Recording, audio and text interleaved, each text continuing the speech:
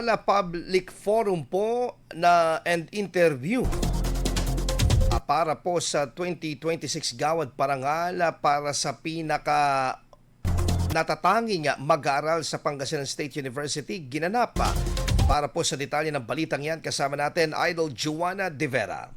104.7 IFM Report. Isinagawa ng Pangasinan State University ang isang public forum and interview para sa susunod na kikilalanin bilang isang pinakanatatanging mag-aaral ng kanilang institusyon ngayong taong 2026. Isinusulong nito ang kakayahan ng mga mag-aaral na bumoses, maging isang mahusay na leader, maipahayag ang kanilang mga opinyon, responsibilidad sa universidad at sa komunidad, at pagiging maalam at may pakialam sa mga napapanahong issue at suliraning kinahaharap ng bansa. Sa naganap na forum, 9 na representative mula sa 9 na campus ang nakipagtalastasan at nagpahayag ng kanilang mga advokasya at tingin nila'y makatutulong sa pag-angat ng iba't ibang sektor ng komunidad sa pamamagitan ng pagsagot sa mga tanong na nakabatay sa mga napapanahong issue at sitwasyon sa bansa. Ang Gawad Parangal para sa mga natatanging mag-aaral ng PSU ang pinakamataas na parangal para sa natatanging mag-aaral ng nasabing universidad, kung saan taunang iginagawad sa mag-aaral na nagpapakita ng natatanging pagganap sa akademiko, mahusay na pamumuno, aktibong pakikilahok sa mga gawaing pangcurricular at extracurricular,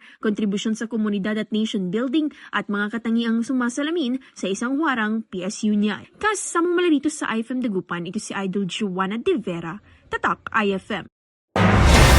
IFM News. IFM News. IFM News.